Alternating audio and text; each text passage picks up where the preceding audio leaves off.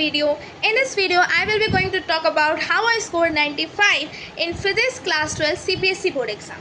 सारी स्ट्रैटेजी मैं आपके साथ डिस्कस करने वाली हूँ जो मैंने किया था, साथ साथ में कंडीशंस को देख के कि इस साल हार्ड पेपर आया था, नीट में भी आया था, उसके हिसाब से मैंने पूरी जो है स्ट्रैटेजी यहाँ पे बनाई है, लिखी है कल आपके लिए एकदम कि पूरा मैं आपको यहाँ पे पूरा डिस्कस करने वाली हूँ। ठीक है, तो चलिए स्टार्ट करते हैं विद द फर्स्ट थिंग कि सबसे पहले मैं बता दूं कि I am a bio student जिसको फिजिक्स बहुत टेंशन होती थी और सबको ही होती है जो बायो वाले बच्चे होते हैं, क्योंकि केमिस्ट्री और बायोलॉजी और केमिस्ट्री बहुत इजी सब्जेक्ट होता है, वो कर लेते हैं, लेकिन फिजिक्स का ही टेंशन रहता है। लेकिन कोई बात नहीं, अगर आप इस स्ट्रैटेजी को फॉलो करोगे एकदम अच्छे से पढ़ के तो आपके 95 आ सकते हैं। लेकिन आ सकते हैं क्यों कहा, आएंगे क्यों नहीं कहा, क्योंकि अगर आप स्ट्रैटेजी बस वीडियो देख के सिर्फ बैठ जाओगे, ऐसा करोगे तो आपके अच्छे मार्क्स नहीं आएंगे, आपको पढ़ना है। ठीक है, पढ़ के ही सब कुछ होगा, वीडियो देखोगे उसे इम्प्लीमेंट करोगे तभी आपका जो है अच्छे नंबर आएंगे।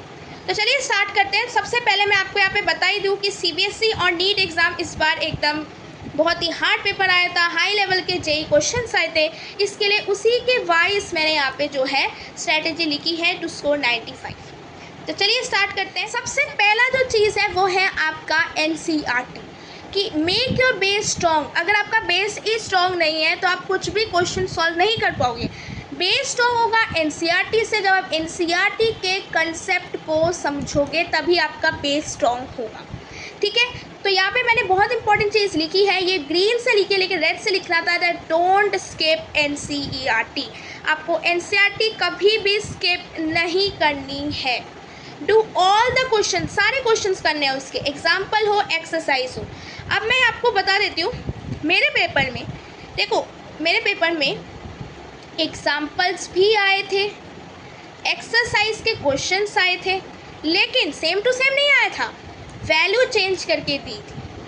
और वैल्यू चेंज करने से क्या होता है, अगर आपको डिफ़िकल्ट वैल्यू देते हैं यानी कैलकुलेशन में डिफ़िकल्ट वैल्यू देते हैं तो वो हार्ड क्वेश्चन बन जाता है, सॉल्व करने में दिक्कत आती है। तो वैल्यू आपको चेंज करके दे, लेकिन आपको करके जाना है एग्जाम्पल और एक्सरसाइज। ठीक है, इसके बाद नेक्स्ट जो इम्पॉर्टेंट थिंग है, एनसीईआरटी में तो क्वेश्चन सॉल्व करनी है, साथ साथ में आपको थ्योरी भी पढ़ के जानी है। थ्योरी किसी का भी मिस नहीं होना चाहिए, मैं फिर से बता रही हूँ, क्योंकि कंसेप्ट आपको थ्योरी से समझ में आएगा और थ्योरेटिकल क्वेश्चंस अभी आ रहे हैं, एमसीक्यू में आ सकते हैं, नॉर्मल आपको रिटन में आ सकते हैं। ठीक है, तो थ्योरी जो है 2 से 3 बार आपको एनसीईआरटी की थ्योरी पढ़नी है, ये मिनिमम है। मैक्सिमम जितना भी पढ़ोगे आपका ही फ़ायदा है, तो minimum 2 to 3 times you have to read the theory, जिससे कि आपको जो है कंसेप्ट समझ में आए। तो सबसे पहले क्या करना है, एनसीईआरटी उठाने से पहले आपको अपना लेक्चर जो भी है या फिर वन शॉट देके आइडिया ले लेना है। और वन शॉट कौन सा, जो रिवीजन वाले होते हैं, 1 घंटे से 2 घंटे तक आइडिया मिल गया चैप्टर का, फिर आप जो है लेक्चर देखो, समझो अच्छे से, जो भी आप कोचिंग में जाते हो। उसके बाद आपको एनसीईआरटी की थ्योरी पढ़नी है, साथ साथ में जब आप थ्योरी पढ़ रहे हो साथ साथ में आपको एग्जाम्पल्स करना है, उसके बाद आपको सारे एग्जाम्पल और एक्सरसाइज के क्वेश्चंस करने हैं। प्रो टिप यही है कि जितना भी इजी क्वेश्चन आए आपको छोड़ना नहीं है, जितना भी इजी क्वेश्चन आए डोंट लीव इट, क्योंकि इजी क्वेश्चंस आप छोड़ देते हो फिर बाद में क्या होता है कि वही आपके लिए हार्ड क्वेश्चंस बन जाता है। तो ये बहुत इंपॉर्टेंट चीज़ है।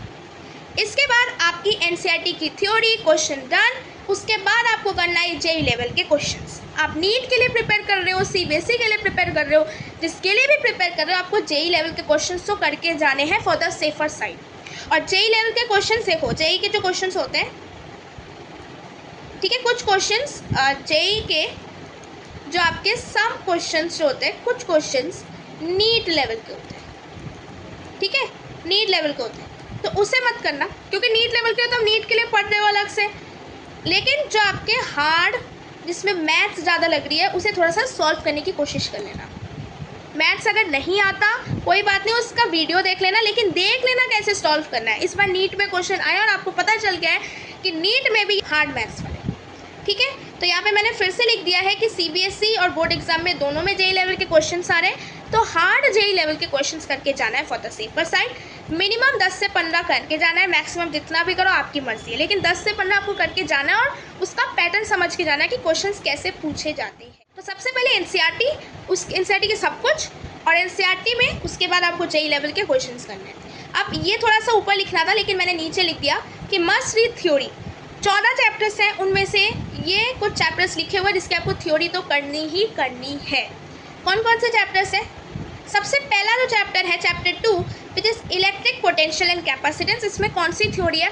आपकी जो polarisation, conductor, dielectric, capacitor जो वाला सेक्शन है उसका जो थ्योरी वो पढ़ के जाना है। उसके बाद आपको मैग्नेटिज्म एंड मैटर, वो पूरा ही थ्योरेटिकल है तो वो आपको करके जाना है। उसके बाद एसी करंट में, ऑल्टरनेटिंग करंट में थ्योरी है, न्यूमेरिकल है, सब कुछ है। तो थ्योरी और एग्जाम्पल जिसमें कि थ्योरी पूछा जा रहा है। और एक चीज़ मैं लिखना भूल गई, थ्योरी में आपकी एनसीईआरटी की जो जितना भी रिटन मैटर है वो तो आता ही है, साथ साथ में आपका ये भी आता है पॉइंट्स टू पॉन्डर, ये भी प्लीज़ पढ़ के चले जाना, ठीक है। ये बहुत इंपॉर्टेंट है पॉइंट्स टू पॉन्डर, ठीक है। तो points to ponder is very much important. इसके बाद आपका कौन सा चैप्टर आता है? Chapter 8 which is electromagnetic wave, जो कि बहुत ही थियोरेटिकल और इजी चैप्टर है। इसमें आपको वेवलेंथ वगैरह पूछा जाता है, wavelength plus frequency of electromagnetic wave, ये याद करना है, ठीक है।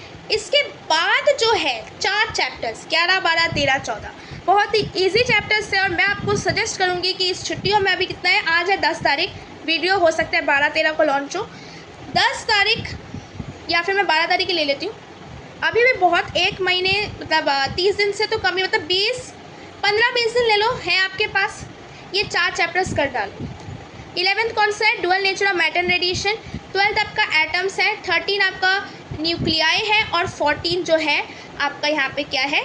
सेमीकंडक्टर। ये 4 चैप्टर्स ऐसे हैं जो थियोरेटिकल वाले हैं, बहुत ही इजी चैप्टर हैं, लेकिन ये टफ कब लगता है? जब आप लास्ट में करते हो अच्छे से समझ नहीं पाते, तब आपको ये टफ लगता है, ठीक है। तो मैं आपको सजेस्ट करूँगी to do that dual nature first of all. Atom, ये दोनों आपके स्ट्रक्चर ऑफ एटम वाले चैप्टर से रिलेट करते हो जो आप क्लास 11th में पढ़ते हो, पढ़ के आए हो क्लास 11th में। इसके बाद न्यूक्लियाई वाले में कुछ नहीं है, बस उसमें थ्योरी आपको ध्यान से पढ़नी है क्योंकि यहाँ से ही क्वेश्चन ज़्यादा आते हैं। और सेमीकंडक्टर पूरा ही थियोरेटिकल है, उसमें बस आपको समझना है, कंसेप्ट समझना है, ठीक है। बस एक न्यूमेरिकल है जो आपको एग्जाम्पल में दिया हुआ है, उसे प्लीज़ मिस मत करके जाना, उससे भी क्वेश्चन आए थे, ठीक है। तो ये 4 चैप्टर्स मेरा सजेशन है आप छुट्टियों में कर डालो सबसे पहले। इसके बाद आते हैं, अब हमने सब कुछ पढ़ लिया, पूरा चैप्टर कंप्लीट होगा। चैप्टर कैसे आप कंप्लीट करोगे? एनसीईआरटी, जेईई लेवल के क्वेश्चंस, ठीक है। इसके बाद प्रीवियस ईयर भी आते हैं, लेकिन मैं आपको नेक्स्ट पॉइंट पे बताऊंगी। अब डेली रिवीजन कैसे करना है, क्योंकि हर रोज़ आपको फिजिक्स पढ़नी है, ये इंपॉर्टेंट है। केमिस्ट्री के लिए भी बोला था, बायो के लिए भी बोला, इसमें बोलूँगी कि हर रोज़ आपको फिजिक्स पढ़नी है, एक दिन भी मिस ना हो, क्योंकि मिस होने से बहुत लॉस हो जाता है। मेरा भी मिस हुआ है, मुझे पता है कितना लॉस हुआ था मेरा लास्ट मोमेंट में। तो न्यूमेरिकल कैसे, मतलब न्यूमेरिकल से आप कैसे डेली रिवीजन करोगे? सबसे पहले आप बैठोगे एक शीट लेके, एक पतली सी जो वाइट वाली शीट होती है, या वाइट वाली कॉपी ख़रीद लो, या फिर मतलब वाइट वाली से शीट ले लो, एक लेके बैठो और एक पेन लेके बैठो, ठीक है। उसके साथ साथ आपको आपने जितना भी फॉर्मूला पढ़ा उस चैप्टर का, सारे फॉर्मूला शीट बना लो, लेकिन वो एक टेम्पररी फॉर्मूला शीट है। मैंने केमिस्ट्री में भी बोला था कि कोई फाइनल मत बनाओ, आप जब लिख के बनाओगे तब आपको याद होगा, जो मैंने याद किया था जिस मेथड से। तो डेली बनाना है, डेली मतलब यहाँ पे मैं रेगुलरली बताना चाहती हूँ, रेगुलरली बनाना है जब भी आप रिवाइज करो। और ऐसे, और एक चीज़ मैं बताना चाहूँगी आपको कि जैसे ये बनाया हुआ फॉर्मूला शीट है, उसका वैसे देख के पढ़ोगे, F = KQ1 Q2 / R², E = KQ, ऐसे पढ़ के कोई रिवाइज नहीं होता। आपको सबसे पहले लिख के रिवाइज करना है, लिख के आपको रिवाइज करना है, बिना लिखने से कुछ नहीं होगा, लिख के चलाना है आपको पेन, ठीक है। तो लिख के आपको रिवाइज करना है। फिजिक्स बोल के कुछ नहीं होता, बायो अगर बोल के कर सकते हो तो हो सकता है, लेकिन फिजिक्स में नहीं होगा। अब उसके साथ आपने फॉर्मूला शीट रिवाइज कर ली। फॉर्मूला को अब रिवाइज करने से, सिर्फ लिखने से भी नहीं होगा, आपको समझना होगा हर एक फॉर्मूले को कि फॉर्मूला कहना क्या चाहता है, ठीक है। आप किस एप्लीकेशंस, मतलब किस क्वेश्चंस में आप लगा सकते हो, उसका एप्लीकेशन समझना है, ठीक है। उसके लिए आपको वैरायटी ऑफ क्वेश्चन सॉल्व करने हैं। क्वेश्चन मैंने बता दिया, जेईई लेवल के क्वेश्चन सॉल्व करो। अगर आप नीट के लिए प्रिपेयर कर रहे हो, अभी तो कोचिंग में साइड से नीट में भी जेईई लेवल के क्वेश्चंस करवा रहे होंगे। कुछ नहीं है, मॉड्यूल भी नहीं है, रेफरेंस बुक भी नहीं है, कोचिंग भी नहीं है, तो कोई बात नहीं, इंटरनेट से निकाल लो, इंटरनेट में बहुत सारे क्वेश्चन मिलते हैं। और उसके साथ साथ प्रीवियस ईयर क्वेश्चन आपको करने हैं, किसके? बोर्ड के, ठीक है। प्रीवियस ईयर क्वेश्चन जो है आपको लगाने ही लगाने हैं, किसके? बोर्ड के। अब प्रीवियस ईयर क्वेश्चंस में यहाँ पे थ्योरी और डेरिवेशन वाले भी कुछ क्वेश्चंस होते हैं, न्यूमेरिकल होते हैं, तो न्यूमेरिकल वाले पहले आपको करने हैं, ठीक है। और यहाँ पे मैं बता देती हूँ कि वैरायटी ऑफ क्वेश्चन, बहुत अलग अलग तरीके के आपको जो है क्वेश्चंस करने हैं, प्रीवियस ईयर में भी मिल जाएंगे आपको, जेईई नीट में मिल जाएंगे। तो मेन मुद्दा यही है कि कोई भी चैप्टर पढ़ो, एनसीईआरटी करो, जेईई के क्वेश्चंस करो, प्रीवियस ईयर करो और कंसेप्ट को समझो। अब प्रीवियस ईयर कौन से ईयर के करने हैं ये भी बता दूं मैं आपको, 2023, 2024, 25 और 20 का।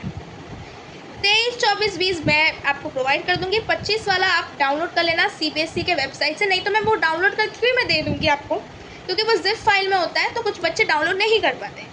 तो मैं आपको 25 के क्वेश्चन पे कर दूंगी। 25 के सबसे पहले सॉल्व करना, ये ऑर्डर में वही लिखना चाहिए था, उल्टा ऑर्डर लिख दिया है। सबसे पहले आपको 25 का सॉल्व करना है, उसके बाद आपको 24 का करना है, फिर 23 का करना है, फिर 20 का करना है, और साथ साथ में जो 21, 22 के MCQ है वो कर लेना, MCQ और केस स्टडी बेस। हाँ, ये इंपॉर्टेंट है, जो केस स्टडी बेस के क्वेश्चन आते हैं वही दिमाग घुमाते हैं, तो केस स्टडी बेस प्रैक्टिस कर सकोगे। तो प्रीवियस ईयर ओनली है, प्रीवियस ईयर कौन सा, इन ईयर्स का, 25, 24, 23, 20 और 21, 22।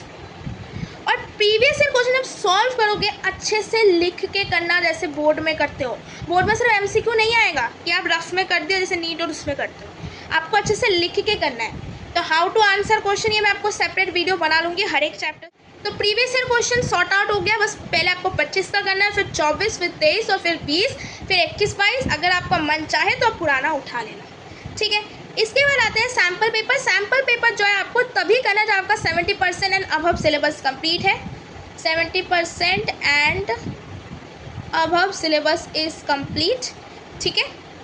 पहले अभी उठाओगे तो कुछ होगा नहीं, क्योंकि आपका सिलेबस कंप्लीट नहीं है। नवंबर से आपको स्टार्ट करना है सैम्पल पेपर। 2 घंटा 30 मिनट का टाइमर लगा के सॉल्व करना है और इस टाइप की शीट में सॉल्व करना है। मैंने ये केमिस्ट्री बायो दोनों में बोला है कि इस टाइप की शीट में आपको सॉल्व करना है, जिससे कि आपको बोर्ड लेवल का एक्सपीरियंस हो जाए, ठीक है। जिससे आपको क्या हो जाए, बोर्ड लेवल का एक्सपीरियंस हो जाए, ठीक है। और याद रखना, सबसे पहले आप केवी के सैम्पल पेपर सॉल्व करना, केमिस्ट्री में भी बोला था, क्योंकि उसमें बोर्ड के PYQ भी इन्वॉल्व होते हैं। और सीबीएसई के जो सैम्पल क्वेश्चन है, एक आपका वो आता है कॉम्पिटेंसी बेस्ड क्वेश्चन का एक PDF आता है सीबीएसई का, वो अगर आप करना चाहते हो कर लो, नहीं तो वो आपको सैम्पल पेपर्स में मिल जाएगा।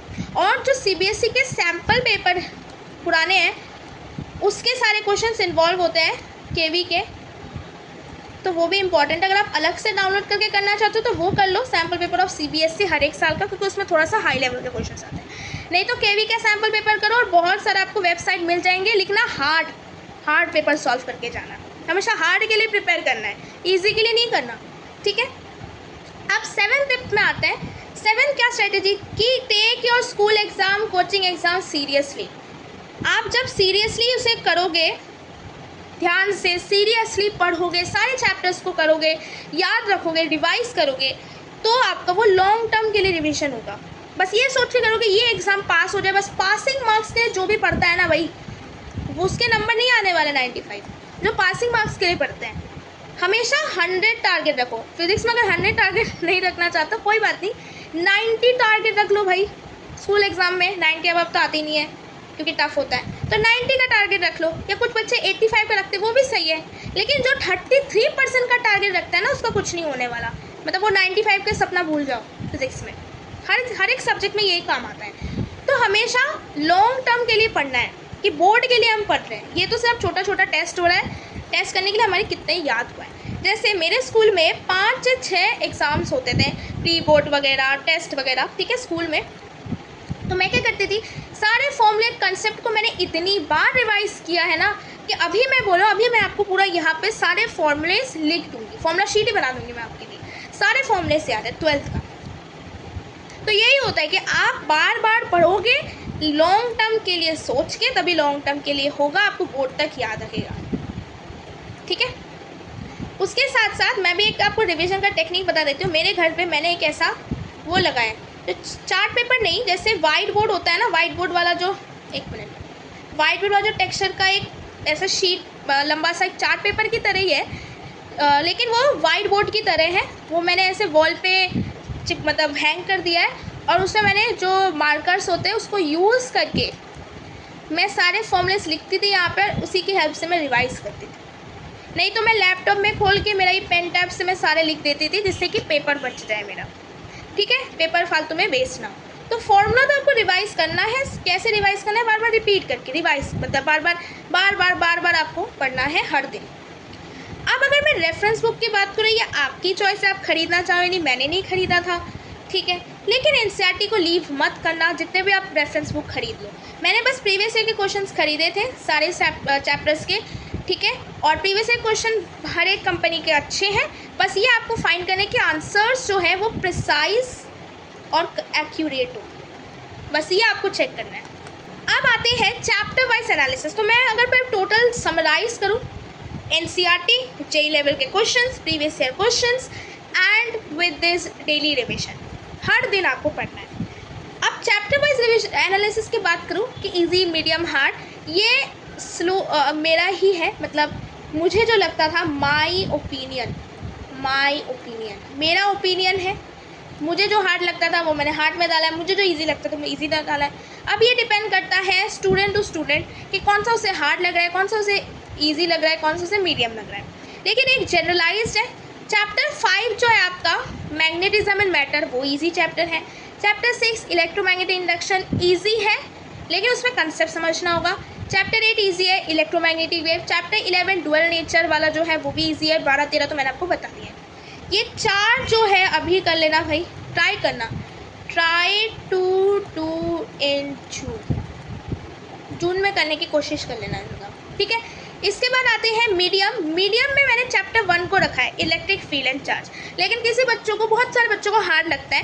मीडियम में इसलिए रखा है क्योंकि ये बहुत पहले पढ़ते हो, स्टार्टिंग में पढ़ते हो, जब आपको बहुत एनर्जी होती है पढ़ने की, तो उसमें ना ये ज़्यादा अच्छे से समझ में आता है चैप्टर 1, इसलिए मैंने मीडियम में रखा है। चैप्टर 3 करंट इलेक्ट्रिसिटी और चैप्टर 7 एसी, ये 3 चैप्टर है जो कि मीडियम में है। एसी किसी को हार्ड लगता हो, लेकिन वो हार्ड नहीं है। बस चैप्टर 7 जो है ना आपका एसी वाला ऑल्टरनेटिंग करंट, उसमें एक ट्रिक है और एक प्रो टिप भी है जो मैंने करा था। उसमें ना एक ही टाइप के क्वेश्चंस आते हैं, मतलब एक पैटर्न के क्वेश्चंस आते हैं, और उस पैटर्न को आपको आइडेंटिफाई करना है by doing variety of questions, और इसके लिए फॉर्मूला तो रिवाइज करना ही है, ठीक है। उसके बाद नेक्स्ट आते हैं हार्ड चैप्टर्स में। उसमें चैप्टर 2 रखा है, electric potential capacitance. Chapter 4 moving charges and magnetism. Chapter 9, 10 जो रे ऑप्टिक्स और वेव ऑप्टिक्स है। अब कुछ जो ज़्यादातर जो स्कूलों में, कोचिंग में रे ऑप्टिक, वेव ऑप्टिक को लास्ट में करवाया जाता है। लास्ट मतलब अक्टूबर के महीने में, उस टाइम पे करवाया जाता है। मेरा मतलब मैंने जो सीख ली है, और मैं आपको जो बताना चाहूँगी, अगर आपको इस छुट्टियों में टाइम मिलता है तो थोड़ा सा चैप्टर 9 स्टार्ट करने की कोशिश कर सकते हो। अगर किसी को टफ़ लगता है ये चैप्टर, मुझे तो पहले टफ़ लगता था, फिर बहुत इजी लगने लगा, क्योंकि उसमें भी सेम टाइप के क्वेश्चंस आते हैं, और चैप्टर 10 में भी सेम टाइप के क्वेश्चंस आते हैं। लेकिन ये अगर आप छुट्टियों में करना चाहो तो कर सकते हो, बहुत अच्छा जो है इनिशिएटिव होगा आपकी, ठीक है।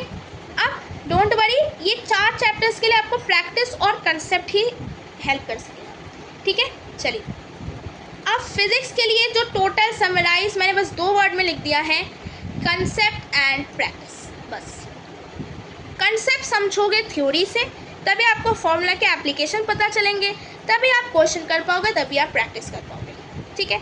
अब मेरा सजेशन मैंने आपको पहले बता दिया है कि सारे इजी चैप्टर्स पहले कर लो, वन शॉट और सेल्फ स्टडी से क्वेश्चंस लगा दो, प्रीवियस ईयर क्वेश्चंस, ठीक है। उसके बाद अब रे और वेव ऑप्टिक्स लगा दो।